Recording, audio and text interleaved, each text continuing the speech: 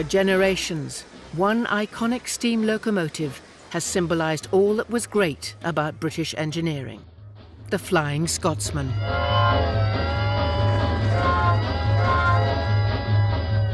Designed by one of Britain's most gifted railway designers and built by a team of skilled workers, the Flying Scotsman was a perfect example of British craftsmanship at its best.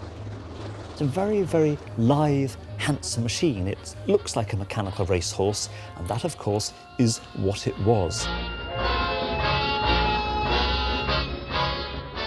In an age when British engineering had so much to be proud of, the Flying Scotsman was a record breaker. The first steam engine to reach 100 miles an hour, the first to run non-stop between London and Edinburgh, and the first to star in its own feature film. It's a magic locomotive.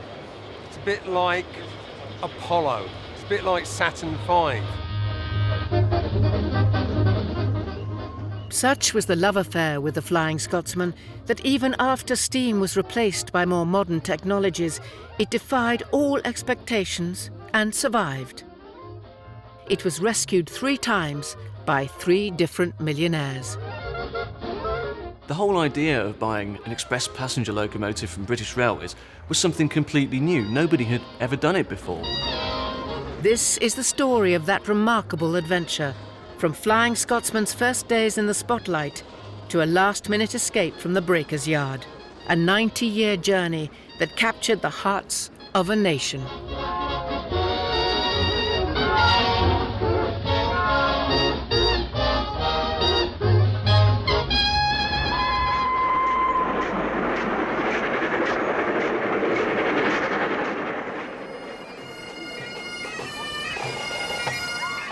It's spring 2004, and the nation's favourite steam engine is coming home to the National Railway Museum.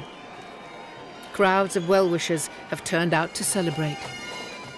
Yeah, when you got home, you were black and covered in Oh soot. yes, you were always... And muck in your eyes. And you could put your head out the window then, you see. And that's what you rock, Yes, you you can't do that now, but you could smell the steam and the smoke. You smell that. And go over the bridge and get your knickers all black with soot. It took a massive public fundraising effort to save Flying Scotsman for the nation. More than 6,000 individual donations ranged from children's pocket money. If we don't give our pocket money, it might get sold to another country. To pensioners' postal orders and the deep pockets of Sir Richard Branson. They did it because the Flying Scotsman strikes a special chord with us. For lots of people, Flying Scotsman is a part of what makes them British. For many, it's simply part of the nation's DNA. And it's been like that from the beginning.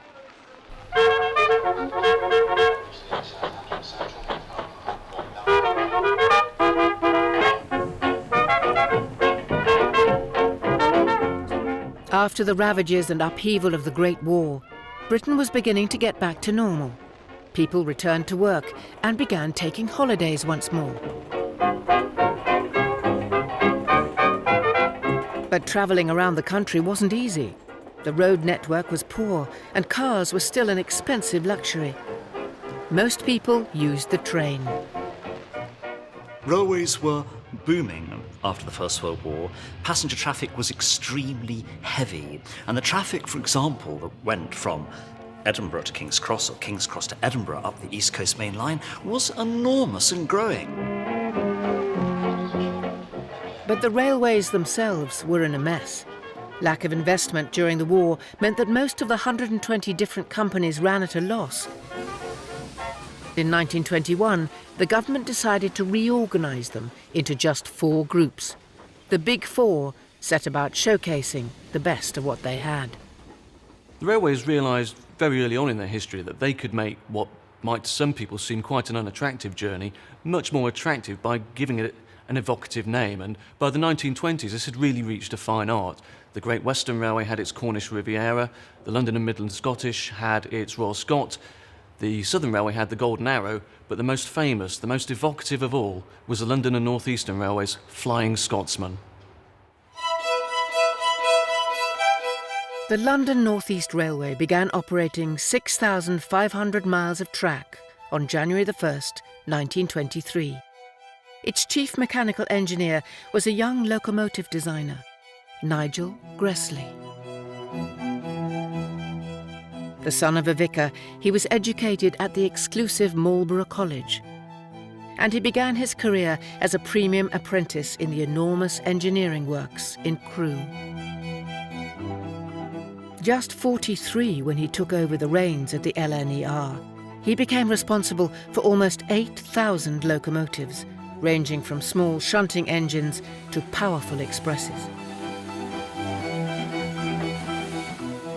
However, the LNER board thought none were powerful enough to pull the increasingly long and heavy trains on the London to Edinburgh route.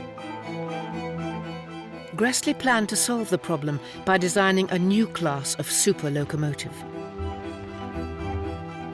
They would be bigger and more powerful than any locomotive ever seen in Britain. And they would be built here at the LNER's main railway engineering works in Doncaster. In the 1920s, more than 4,500 people worked on this site. And Doncaster wasn't unusual. Britain was still a world leader in heavy engineering. Towns like Derby, Swindon and Crewe were dominated by massive railway engineering works. They all employed thousands of skilled men. Peter Tuffrey has spent years researching the world of the Doncaster plant works. There would be lots of locomotives all lined up here, all waiting to go into the Crimsall repair shop for what was called heavy general repairs. They would come out and they would go into the paint shop here and they would be painted, lined, and they would look new and pristine and go out onto the main line to do their work. Most of the original plant works have been demolished, but the erecting shop is still here. Used these days to repair engines. In the 1920s, it's where they assembled them. The LNER, like the other railway companies, was proud of its engineering tradition and employed a full-time photographer here. What a great job it must have been, coming every day to photograph locomotives. Sort of job I would have liked that. You would always recognise the foreman because he would be generally a portly sort of guy with a bowler hat. And all the workers would be wearing flat caps and he would be watching you.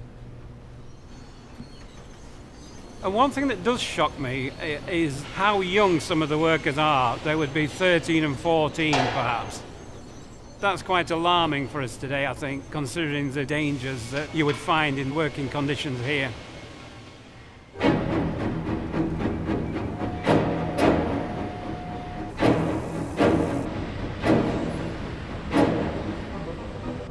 This was where the Doncaster workforce would turn Gresley's designs for the biggest locomotive ever seen in Britain into the real thing. The workforce included every engineering skill imaginable. There were blacksmiths, fitters, boilermakers, and every component was made in the plant. The atmosphere would have been charged with heat, sweat, and noise. It really was a hell up. The noise in the boiler shop and the Crimsall repair shop is fantastic, which is probably one reason why I'm deaf today. When he began work as a premium apprentice in Doncaster, Peter Townend was just 16. Everything came in as the sort of raw material for a locomotive, forged and cast. You got people heating up rivets and putting them through holes and bashing them.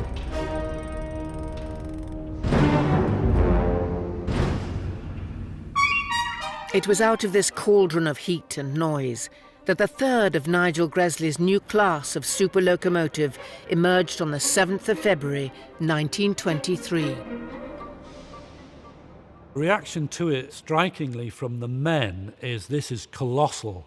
This is an enormous machine. And not only is it enormous, but for the first time, the driver's been thought of, and all the controls are easily to hand. And behind the controls was an enormous firebox with a 40-foot square grate. The scale of the fire it produced made sure the engine could maintain steam pressure over long distances. But it wasn't just size that distinguished this new class of locomotive from what had gone before. The wheel arrangement was completely new. The most powerful locomotives in the LNER fleet had a wheel arrangement of 4 leading wheels, 4 main driving wheels, and 2 trailing wheels under the cab. This 4-4-2 wheel arrangement was known as an Atlantic class. Gresley put 2 extra driving wheels in his new engine and an extra concealed piston to drive them. It was called a Pacific class. By February 1923, the 3 new LNER Pacifics went to work pulling the heavy trains on the Flying Scotsman route between London and Edinburgh. The third one of these huge Pacifics that they built doesn't have a name. It runs around the network and it does the normal work that they wanted to do. And then along comes this invitation from the British Empire exhibition to put on a big display in what is the biggest exhibition the world has ever seen.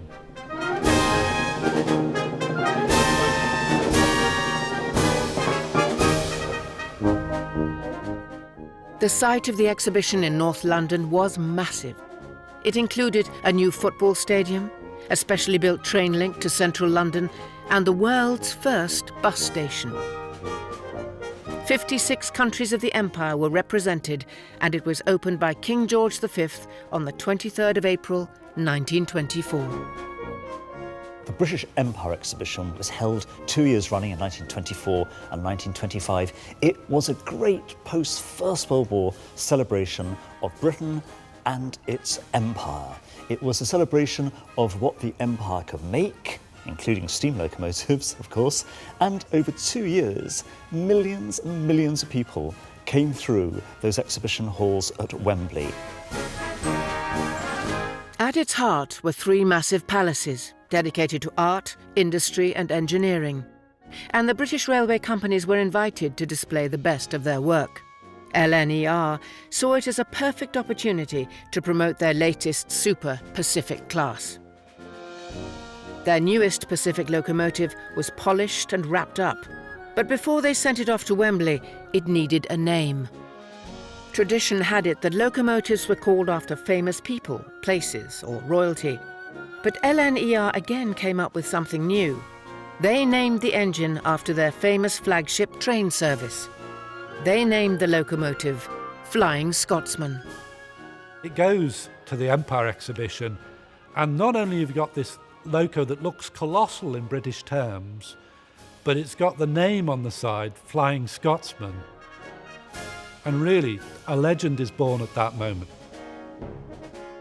The exhibition had 27 million visitors over the course of its 2 years, and Flying Scotsman was the star of the show. The stroke of genius in its naming and the huge exposure it received at Wembley were the first steps on a journey to celebrity status.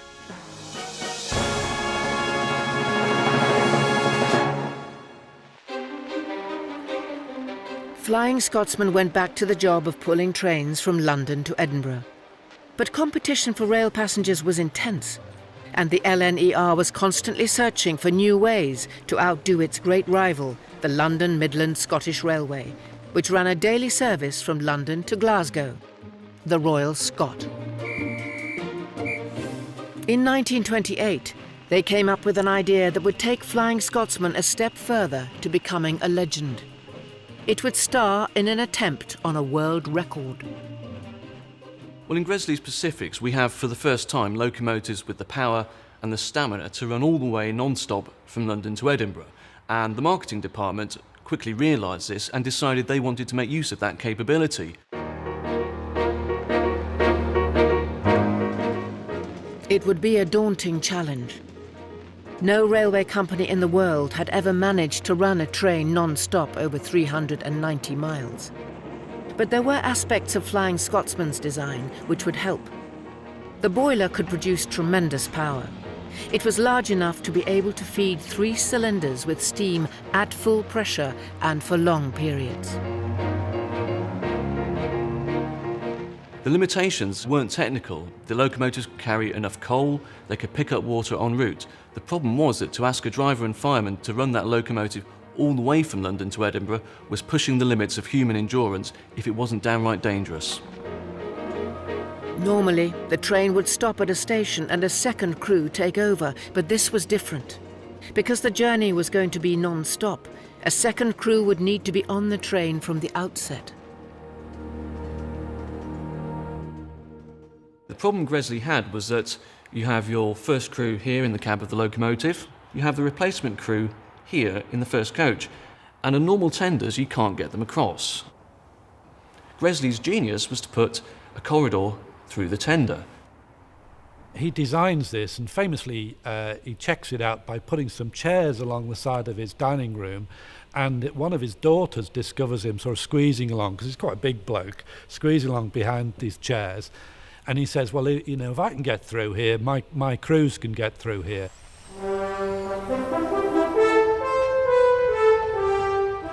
In great secrecy, Doncaster Works built a corridor tender, and on May the 1st, Flying Scotsman sallied forth from King's Cross on her way to Edinburgh.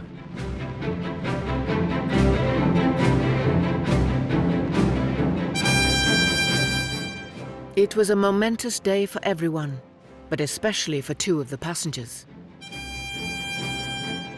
Well, I met my wife for the very first time on this Flying Scotsman train on the 1st of May 1928.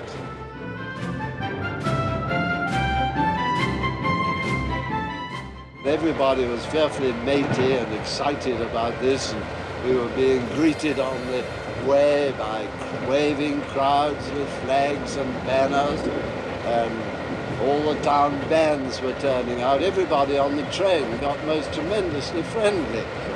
And we went to lunch and we were engaged within 3 weeks' time.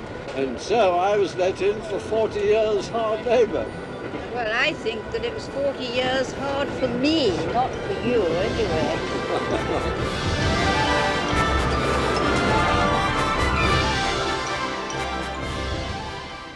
To run non-stop from London to Edinburgh, it's a massive piece of coordination. There's over 200 signal boxes en route. You only need one of those signalmen to pull the signals to red and you stop. And they don't stop. They completed the 390-mile journey in just over 8 hours, 12 minutes ahead of schedule. It was a world first, and Gresley's stroke of genius was to change the way people travelled, not just in Britain, but across the globe.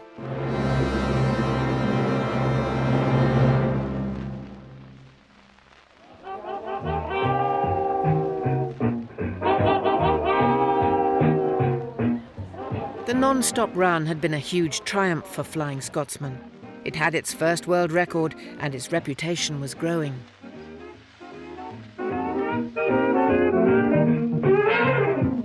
The LNER now began to use it to promote the company's profile as fast, efficient, and forward-looking.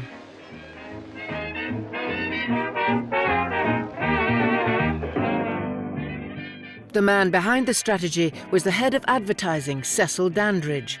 He took up his post in 1928 and set about creating a distinctly modern identity for the company. One of the first things Dandridge did when he got his new job as advertising manager was to look out for a new typeface for the LNER, because type really can suggest a very old-fashioned or a very modern organisation, depending on what the type looks like, whether it's serif or sans serif, or curly or straight, Victorian or modern. Dandridge went for the modern. He chose a revolutionary typeface, Gill Sands, from one of the most extraordinary designers of the interwar years, Eric Gill. Gill had first used his typeface on a friend's bookshop in Bristol. LNER took the new style to new heights. I think LNER were making a very bold decision in taking up Eric Gill's very modern typeface, the sans serif. It was like nothing that had been seen before. He was a very strange mixture of the religious and the controversial. He was a risk-taker. He was mad on sex, as one of his friends described him. And by the time that LNER were commissioning Gill, he was pretty notorious in the public domain. Eric Gill's type was so cool, so modern, so clean, so crisp, so dynamic, that Dandridge thought that's the image for a fast railway. It went on its posters, it went on its timetables, it went on its locomotives, it went on its station name boards, and it looked terrific. Dandridge commissioned superb modern posters, artists like Tom Purvis, Fred Taylor, Frank Newbold. These were some of the great poster artists of the 1930s. And if you look at the posters today, the combination of these really clear graphic images celebrating East Coast holiday resorts or the Flying Scotsman train, combined with Gill's sand lettering, gosh, they look modern even today.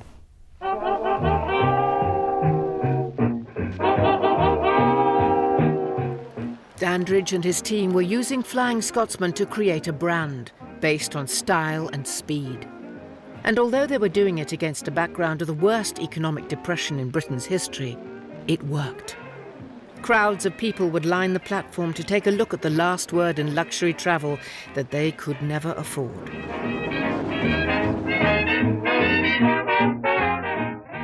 It was glamour, style, service. Cocktail bars, cinema, coaches showing newsreels, hairdressers.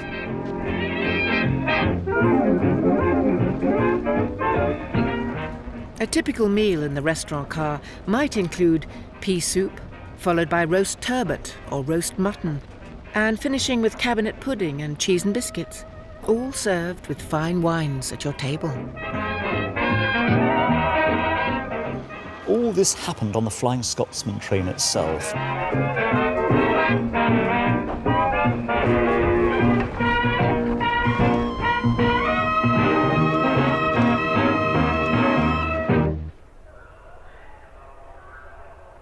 By the late 1920s, the public's love affair with Flying Scotsman was well and truly established, and was enhanced in 1929 when the locomotive achieved another first. It was to star in its own feature film. When you see the Flying Scotsman train racing through a very, very, what we call today an unspoiled British landscape, it looks absolutely terrific. And you feel, watching it, I'd like to be on board that train. Well, that was certainly what the advertising manager of the LNER wanted you to think. What the company didn't anticipate was just how the locomotive was going to be used in the film. The LNER initially give them full access, and they wheel out the locomotive, the Flying Scotsman, and they take over the Hertford Loop to run the train on, so they can do all their stunts and everything else in real time with the real train. Although the LNER aren't too impressed with the actual plot line, which includes at one stage the heroine Pauline Johnson actually climbs out the outside of the train and climbs along the train.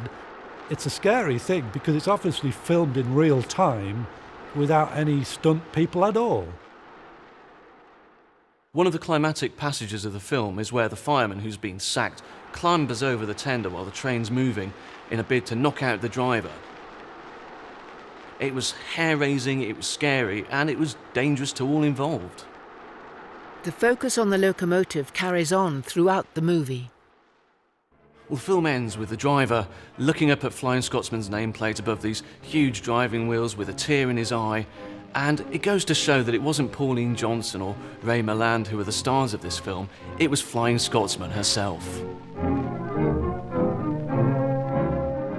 Old Bob, the driver in the film, is portrayed as having a very human relationship with his engine. But what was it like in the real world? King's Cross driver Ron Kennedy drove the Flying Scotsman regularly in the 1940s and 50s. It was like having control of a massive monster. And if you was a good engineman, and there's a difference between drivers and enginemen. If you was a good engineman, you used to talk to it and it would talk to you. I first met this engine as an engine cleaner. Eventually I'd become a driver and was driving the same engine. You may have the wind against you, maybe rain, and the wind made a difference even to a massive engine like this. But you needed a good fireman to produce the steam, because it was a fireman that gave you the power of the steam. And it was controlling the speeds. You had to know the speeds of the track. I mean, it's not, start up and go as fast as you can. There's certain speeds that you're allowed to do. And of course, when we was first working on these things, there was no speedometers. Drivers never had watches to see the time. You had to look at the clock on the station or look at the clock in the signal box as you run past to know the time.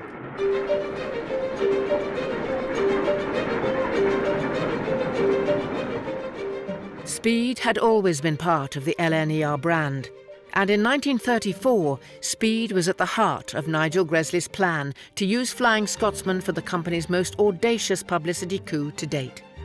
An attempt on another world record, to run at 100 miles an hour. Because locomotives weren't fitted with speedometers, Gresley coupled a dynamometer car to the train. The driver on that journey was a man called Bill Sparshott. Sparshott apparently said when they left King's Cross Station, there were bystanders there, and he said, "If we hit anything today, we'll hit it hard."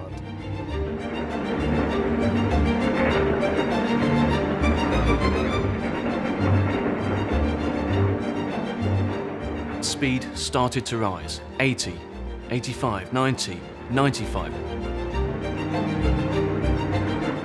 And just before she reached the station of Essendine and had to slow down, she reached a magic ton. She was the first steam locomotive anywhere in the world to have verifiably done so.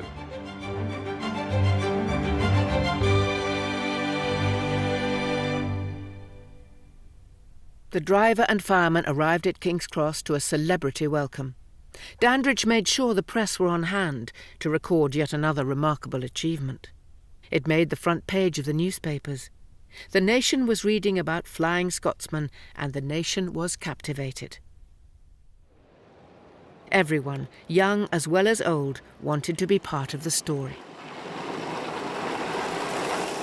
If you're thinking trains and you don't know everything about model railways, Flying Scotsman rings a bell. I've heard about that. That's the set I want, Daddy. It's a magic locomotive. It's a bit like Apollo. It's a bit like Saturn V. In those days, it was fast travel. In the 20s, there were very few people who actually went further than the town that was next to their village. So going up to Scotland was like going to another world, another universe, quite frankly. Flying Scotsman represented that, so they were able to have a little bit of that sort of travel in their own home with a model.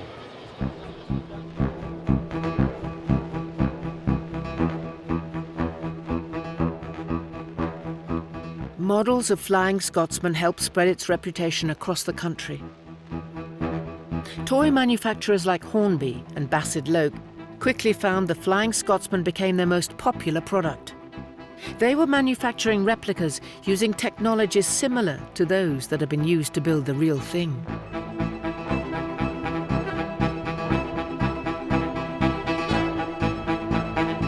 The name Flying Scotsman was everywhere. In just 11 years, it had become a national celebrity.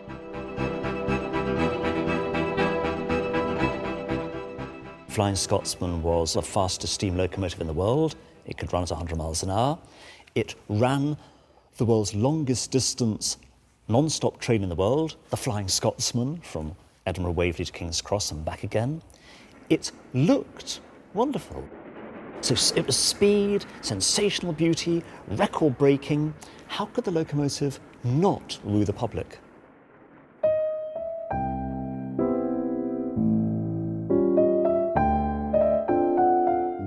But celebrity status is nothing if not fickle. At the very peak of its fame, the spotlight moved on, and Flying Scotsman's star began to wane. In 1935, Nigel Gressley unveiled a radically new streamlined engine, the A4 Pacific. 3 years later, one of them, Mallard, would run at 126 miles per hour, eclipsing Flying Scotsman's record. But by September 1939, there were more pressing concerns. Britain, once again, was at war. World records and glamorous travel were forgotten. Flying Scotsman, along with the rest of Britain's fleet of steam engines, was put to work in the service of the country and largely ignored.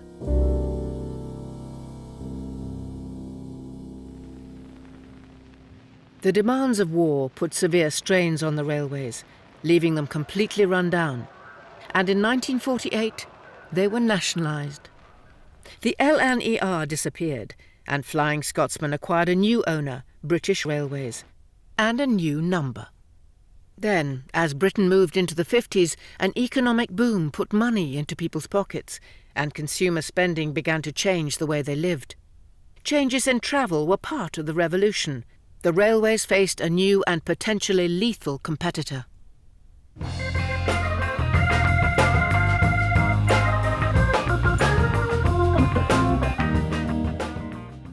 The number of cars in Britain grew from just over 20,000 in 1930 to almost 2 million in 1960.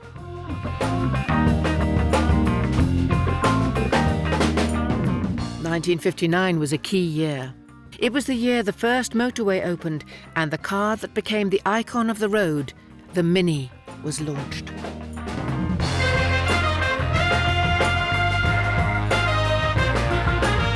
The road offered a freedom that the railway couldn't match. While young people going on holiday in Cornwall in 1929 had to use the train, those in 1959 went on their scooters.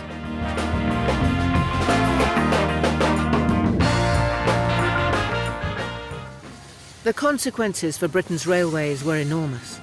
They began to lose passengers and freight. Financial losses mounted. If they were going to survive, they would need to modernise. And in 1955, they published a modernisation plan. Steam would go.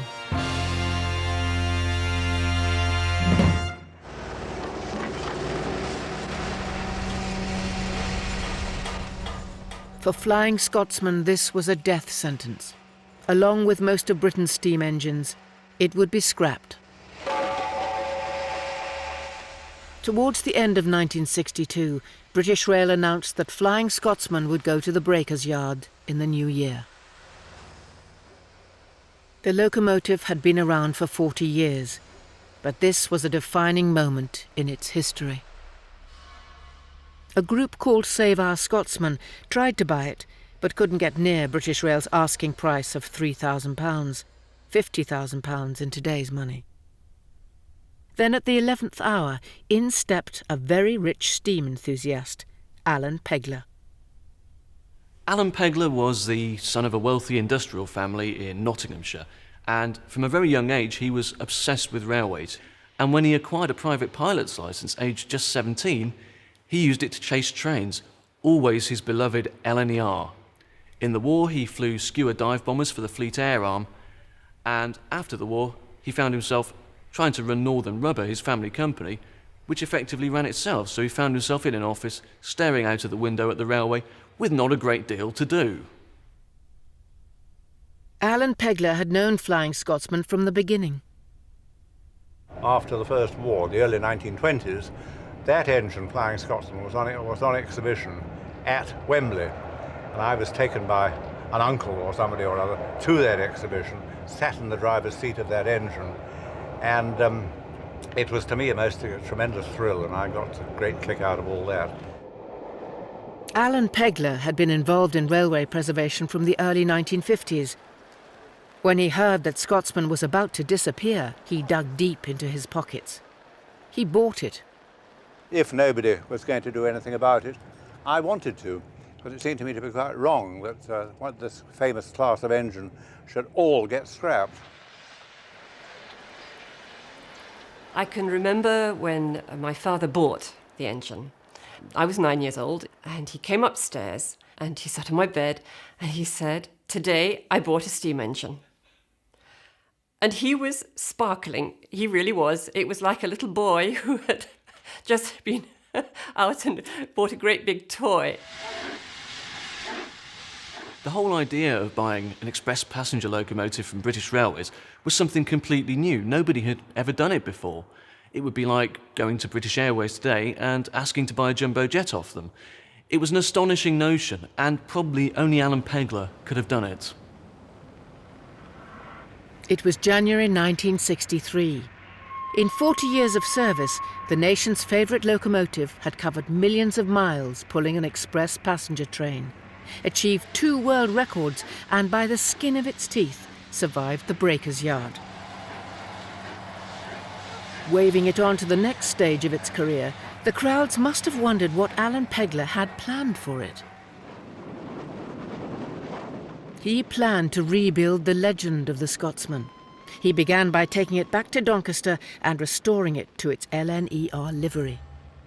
The locomotive went into a shed at the old plant works and emerged 3 weeks later transformed, with its original apple green coat and its old number, 4472. Then he commissioned its portrait. Flying Scotsman is having her portrait painted by Terence Cuneo. This is just a sketch for the oil painting, and Terence Cuneo works from that back in his studio. Looks terrific, doesn't she? She did.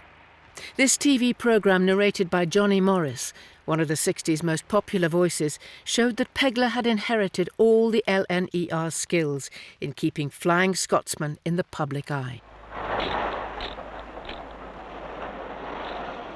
He had an agreement with British Rail that gave Flying Scotsman unique access to the rail network. From 1963 until 1968, he used the agreement to the full. Well, very nice to be in on time and greeted by such a good crowd.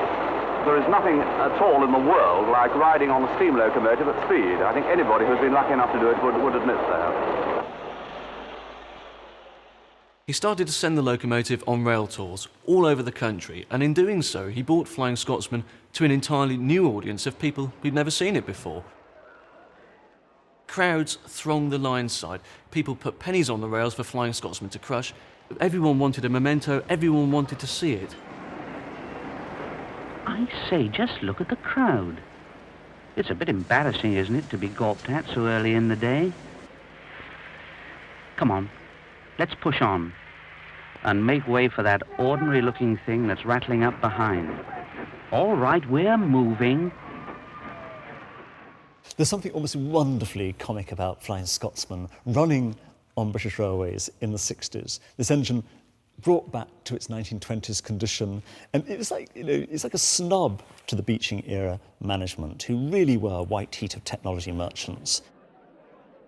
Flying Scotsman simply defied that, and matters were made worse for the management of British Railways because Flying Scotsman was so popular. You know, you can't turn engines round like you used to. Can't you? No. Turntables are dying out. Oh, because these diesel things can be driven from either end. They don't need to be turned round. Exactly. You know, all the fun is going out of life. I mean, this is one of the railway's best bits of theatre. It's better than the revolving stage at the London Palladium.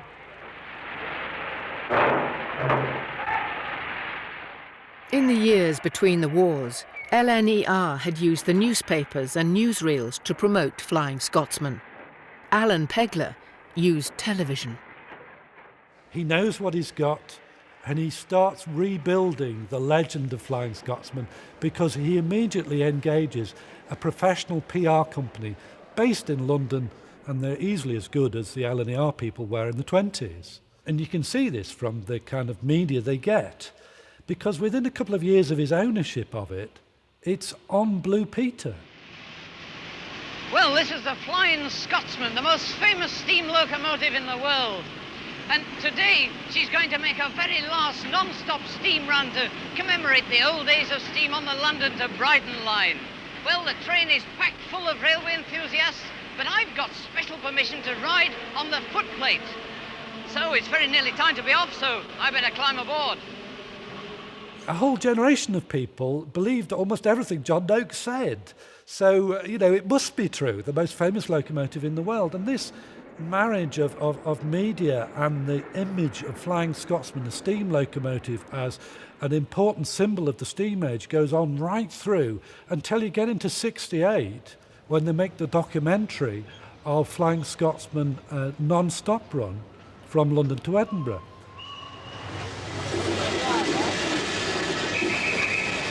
Right away.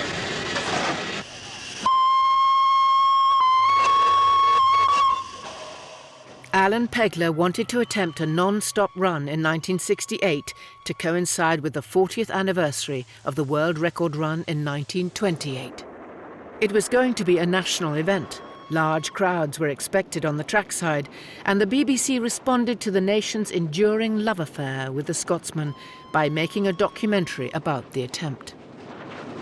They used 7 camera crews, including 2 helicopters, to shoot the programme. The role of the BBC, I think, was pretty consistent from the moment when steam locomotives were really finally under threat. Before then, there were quite a lot of films made with the BBC saying, well, it's the end of these old timers and the new world has to come. It was that sort of idea in the 50s and into the 60s. Then when the steam locomotive was finally going, the tone changes, and a sense of not just nostalgia, a sense that something very, very beautiful was about to slip past all our fingers. Well, I spent 47 years on the railways. Yes. And it's a big change from my days to what it is today. And that's what I've come for today, because I think I'm approaching 80. And I think it'll be last time I shall see a steam engine.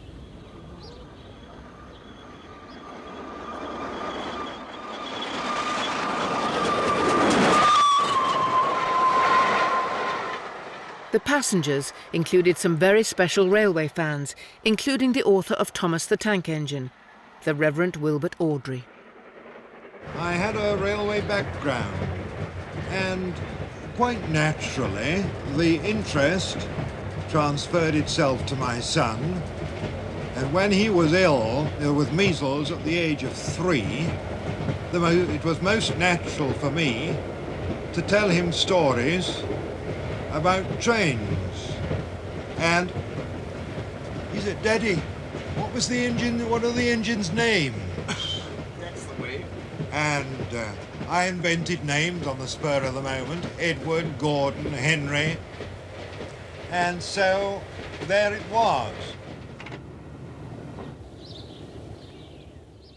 Just like the Reverend's books, the BBC film was capturing a world that enthralled the public. But it was a world that was disappearing. No one was even sure that Flying Scotsman would make it to Edinburgh. I did it then simply because I had a feeling that it would be impossible to do it if I left it another 10 years to try and do it on the 50th anniversary. And my goodness me, I was right, because there were, at the time we did it in 1968, there were 3 sets of water troughs left between London and Edinburgh. Water troughs along sections of the track were used to scoop up supplies on the move, but they were fast being dismantled. Well, this is the highly dodgy situation that I hoped we were not going to find ourselves in, that we are now in. We've had 2 rather poor pickups of water and only 1 good one out of 3. And it's really a question now as to whether to take the water that we have got laid on in reserve at Berwick-on-Tweed, or whether to take a calculated risk, I suppose is the term, and carry on beyond the point of no return and try and make Edinburgh. You are aware, presumably, that there are 1,800 pints of beer on board? Well, that would be a great help, of course, great comfort. We might be very glad of that. I'm glad you mentioned that. And I think she'd probably run very well online now. In the event, they didn't need the beer. Alan Pegler's calculated risk paid off, and Flying Scotsman pulled into Edinburgh in under 8 hours.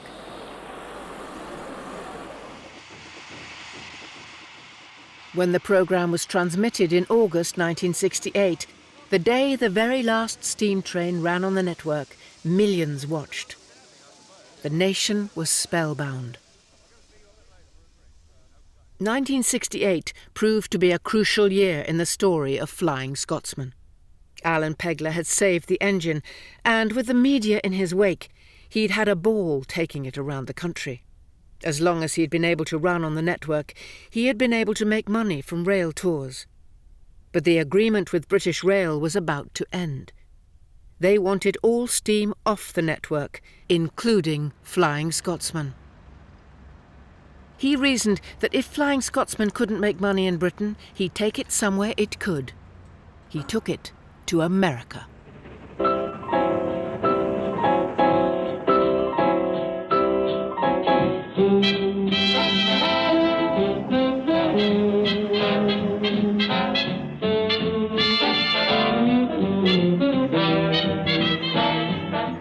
There'd been a long tradition of British Railways sending their flagship locomotives over to the States for exhibitions. Pegler, ever this swashbuckling, buccaneering sort of character, wanted Flying Scotsman to be part of that tradition.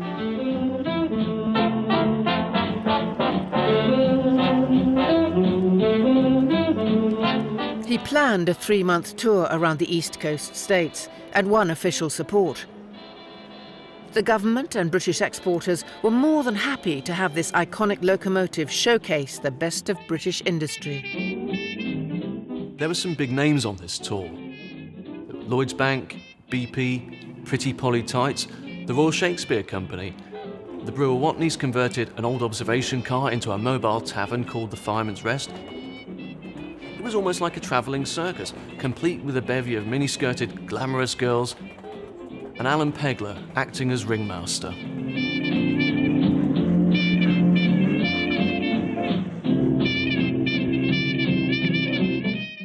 Went off in 1969, 25 years old, world's my oyster, had a fantastic time. People didn't travel as much as they do today, so to go on a locomotive, a steam locomotive in America and get paid for it, wonderful.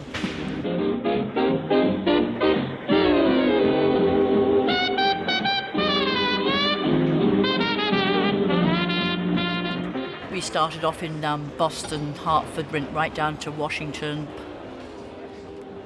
Every town we went into, the Flying Scots would come in, blowing toot-toot, blowing steam everywhere. And we had a knight in his armour, and he would come out and walk along the track. We'd just all march behind him, all in our kilts and our red jumpers and our tam-o'-shans. And it was just like a carnival coming to town.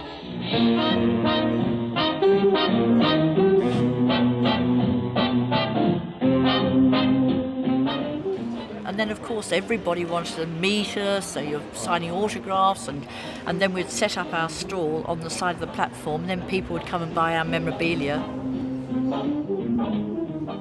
The people that came to meet the train, I mean, we used to have hundreds of people, hundreds. You'd never believe how many people actually came to see this locomotive.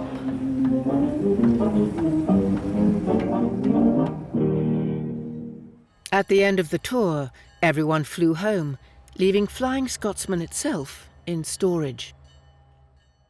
The first tour of 1969-70 had proved extraordinarily successful. The businesses had all taken big orders, and despite its high cost, the tour itself had made a small profit.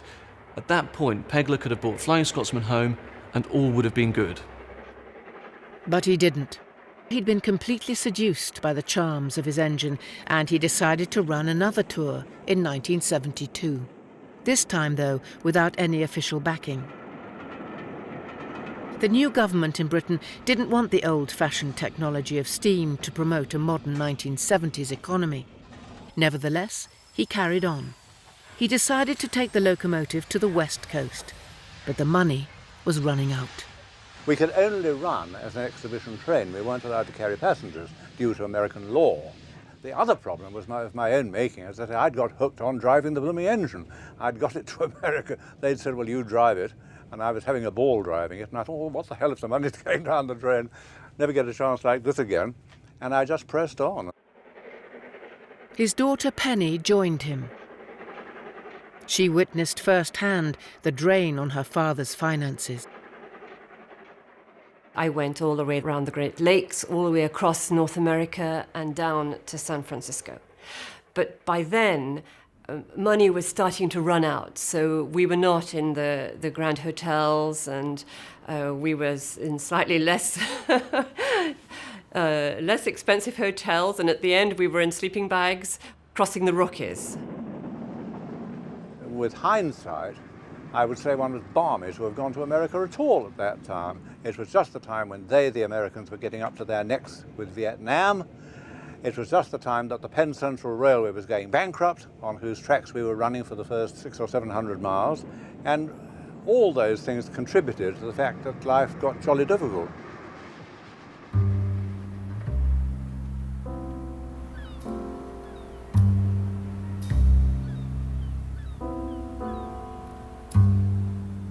For Alan Pegler and his family, the consequences were devastating. In late 1972, he was forced to file for bankruptcy.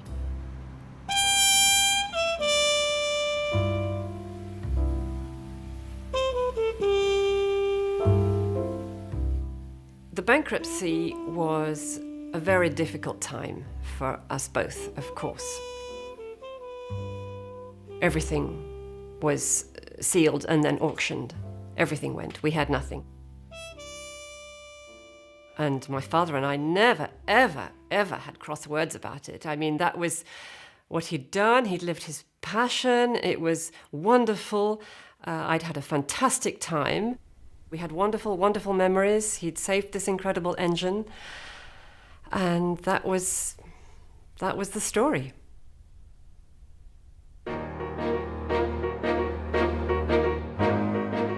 Alan Pegler knew how very expensive Flying Scotsman was to maintain. Over the next 30 years, 2 more millionaire owners would discover the same painful lesson.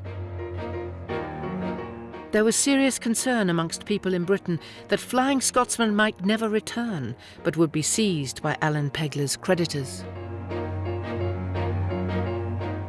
It was saved by another wealthy railway enthusiast, William McAlpine. He acted quickly.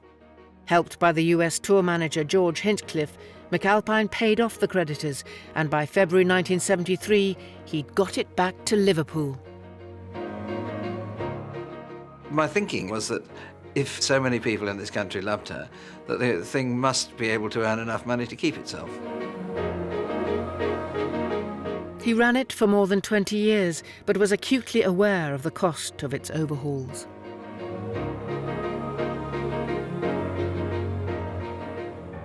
One of the big issues with every steam locomotive, big or small, is that you're dealing with old machines, and we're dealing with effectively handmade machines. So until you take the boiler off, until you strip everything down to its component, you simply can't tell what condition they're in. And with the boiler in particular, if there is a problem, putting it right is a ferociously expensive business.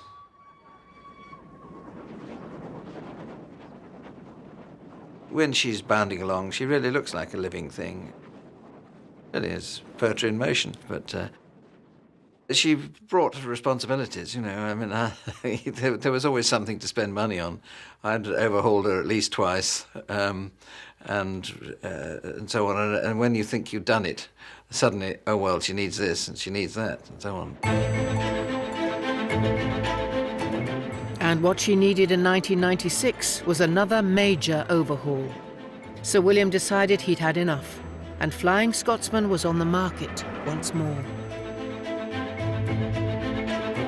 It was bought by another millionaire, Dr. Tony Marchington, for £1.45 million. Then the bills for its restoration started to roll in. It got a lot darker before it started to get light. Certainly when this restoration cost started to head to $500,000, then beyond $500,000, 600,000, and then you thought to yourself, where the devil is this going to end? But there's no way out but up, because you can't decide in the middle of restoring a steam locomotive, oh, I've had enough of this, because what you've actually got is worth a lot less than when you started. Not until you get it back in one piece again do you actually see the capital value materialise again.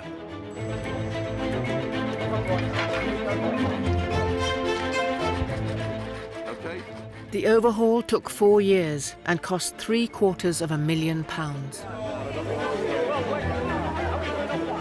It made money for 4 years until Flying Scotsman Enterprises went into receivership in 2003. Tony Marchington became the third millionaire to have run into financial trouble while owning Flying Scotsman. The locomotive was put up for sale once more. This time, the National Railway Museum stepped in. At that moment they're going to sell it, the National Railway Museum decides, actually, we should buy it. And the reason we should buy it is because everybody thinks we own it anyway. People had been coming to the Railway Museum, and one of the questions they asked, where's Flying Scotsman?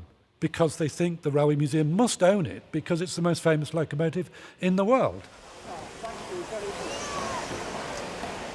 In April 2004, after a short and frantic fundraising campaign, the museum did manage to buy it. Flying Scotsman, steam sweetheart of the nation, finally belonged to it. It's wonderful to see the Flying Scotsman finally back where it should be, and in Britain, thankfully. My father was one of the original drivers, and I think it's marvellous for everybody that this engine has come to York, because that's where she belongs. But that isn't the end of the story. The Flying Scotsman celebrates its 90th birthday in February 2013 in the National Railway Museum workshop. Just like its previous owners, the museum has discovered that maintaining an ageing steam locomotive is a constant and expensive battle against wear and tear. Perhaps Flying Scotsman is expensive to keep, and it will be expensive to keep for the future. Is it worth it? Of course it's worth it. Flying Scotsman's a glorious piece of technological development. It's a machine with a soul and a heart, and it's played a critical and key and glamorous role in 20th century engineering history and 20th century society. In her appearance, in her spectacle, in her sound, Flying Scotsman epitomises the gloss and the glamour and the spirit of the steam age like nothing else. There is nothing that matches it. And to top it all, you have this wonderful name which, in 2 words, epitomises the steam age in a way that nothing else ever has. Britain invented steam locomotion, and it still strikes a chord with our nation. Steam preservation has helped us reconnect with a shared history, one that once shaped all our lives, but a world we thought we had lost. And the image we still associate most with that world? The Flying Scotsman. That's why, on its 90th birthday, it remains the nation's favourite steam engine.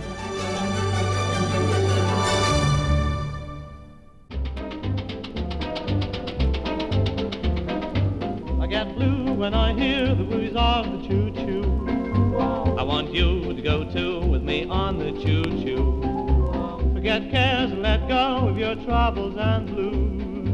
Let's be gay on our way, let's get on the choo-choo.